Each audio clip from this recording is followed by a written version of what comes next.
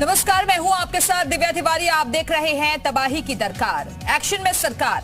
जोशीमठ का संकट दिन प्रतिदिन बढ़ता ही जा रहा है और 600 से ज्यादा परिवारों की सांसें अटकी हुई हैं। किसी को नहीं मालूम कब 600 से ज्यादा घर तबाह हो जाएं। हालांकि इस संकट के बीच केंद्र और राज्य सरकार एक्शन मोड में है और ज्यादा से ज्यादा परिवारों को शिफ्ट किया जा रहा है। इस बीच आज वाडिया भू संस्थान और IIT रुड़की की टीम जोशीमठ पहुंची और कारण जानने का। ये सभी मछली किसानों को बेबी फिश सप्लाई करके महीने का 2 लाख कमा रहे हैं।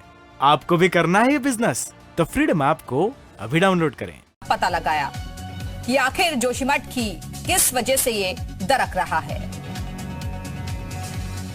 तो दरअसल आपको बता दें कि घरों में दरारें आ रही हैं, जमीन फट रही है और ऐसे में संकट के बादल नजर आ रहे हैं जोशीमठ पर। उधर इस बीच बड़ी खबर आपको दे दें, जोशीमठ आपदा पर बोले हैं सीएम धामी। जोशीमठ के निवासियों के साथ है सरकार। जोशीमठ को बचाने का प्रयास जारी है और सभी को सुरक्षित बचाना प्राथमिकता है। कोशिश यही है कि जान माल का नुकसान ना हो, ये मुख्यमंत्री की तरफ से साफ कर दिया गया है।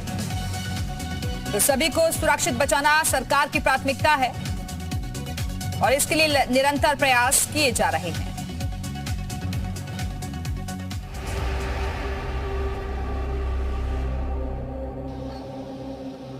और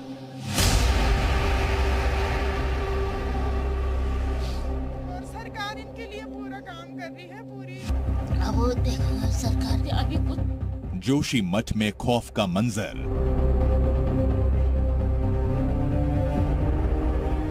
बेघर लोग, मदद की गुहार। आंखों में आंसू, बेइंतहा दर्द। कुछ नहीं बोला, कुछ नहीं दिया। हम तो इतना पर अब वो बच्चों के पापा तो परेशान है कि मैं नहीं। जोशीमठ की ये तस्वीरें कलेजा चीर देने वाली हैं। अपना आशियाना उजड़ने का दर्द क्या होता है, कोई जोशीमठ के इन लोगों से पूछे। आंखों में आंसुओं का सैलाब है, घर छोड़ने का दर्द, सपने टूटने का गम है। खून पसीने की मेहनत से बनाया घरौंदा, यूं जमीन दोज होने का दर्द बेहिसाब है।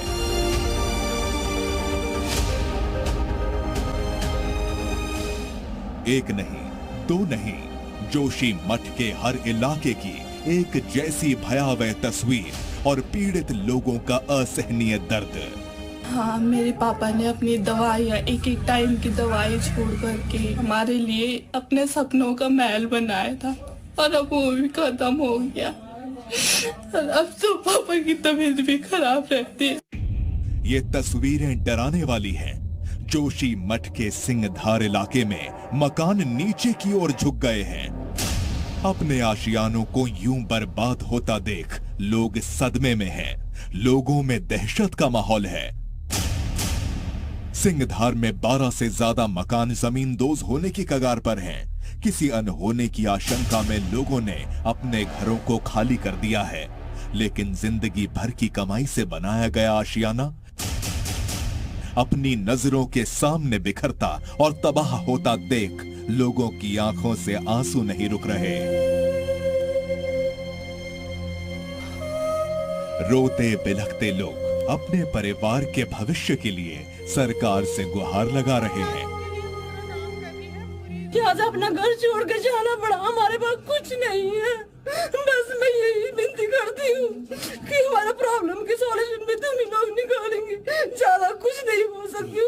घर पूरा ही टूट गया है हमारा। देखो, आप लोग देख सकते हैं कितना टूटा है। हम दोबारा यहाँ पे आ ही नहीं सकते हैं, रहनी तो दूर की बात है। लेकिन हमें कल मुख्यमंत्री जी यहाँ पे आए तो हमें थोड़ा उम्मीद है कि वो हमारे लिए कुछ करेंगे। जोशीमठ में हालात बेहद गंभीर होते जा रहे हैं। यहाँ शंकराचार्य मठ में भी अब कई जगहों पर दरारें आ गई हैं। दरारें आने से मठ को भी खतरा पैदा हो गया है। जोशीमठ आपदा पर शंकराचार्य स्वामी अविमुक्तेश्वरानंद ने सुप्रीम कोर्ट में याचिका दायर की है। उनकी मांग है जोशीमठ को राष्ट्रीय आपदा घोषित किया जाए। हाँ जी, बिल्कुल साफ साफ दिखाई दे रहा है, खतरे में है। लोग अपने घरों को छोड़ करके दूसरी जगह पे जा चुके हैं। सरकार उनकी व्यवस्था कर रही है। अफरा तफरी का माहौल है। ऐसी परिस्थिति है कि आपदा सामने ही दिखाई दे रही है, तो खतरे में नहीं है ऐसी तो कोई बात नहीं। आपदा घोषित करनी चाहिए जोशीमठ को। हम लोगों ने सुप्रीम कोर्ट में भी ये मांग की है और ऐसे भी कह रहे हैं कि इसको राष्ट्रीय आपदा घोषित किया जाए और उसी अनुसार यहाँ के लोगों की मदद की जाए। जोशीमठ आपदा पर बोलते हुए सीएम पुष्कर धामी ने कहा है, मुसीबत के समय में हम स्थानीय लोगों के साथ हैं, सभी को सुरक्षित निकाला जा रहा है। प्रधानमंत्री जी ने दूरभाष पर मुझसे काफी डिटेल में सारी जानकारी ली है कि कितने परिवार उसकी जद में आ रहे हैं, कितना नुकसान हुआ है, किस प्रकार से वहां पर पानी निकल रहा है, लोगों के विस्थापन के लिए, लोगों को सुरक्षित स्थानों पर ले जाने के लिए क्या किया गया है, राहत शिविरों में कैसे लोग रह रहे हैं, आगे कैसे उनके पुनर्वास की व्यवस्था होनी है, उन सब पर माननीय प्रधानमंत्री जी ने बहुत विस्तार से चर्चा की है और उन्होंने जोशीमठ को बचाने के लिए हर संभव प्रयास जो भी होगा, हर संभव उन्होंने आश्वासन भी दिया है, विश्वास दिया है।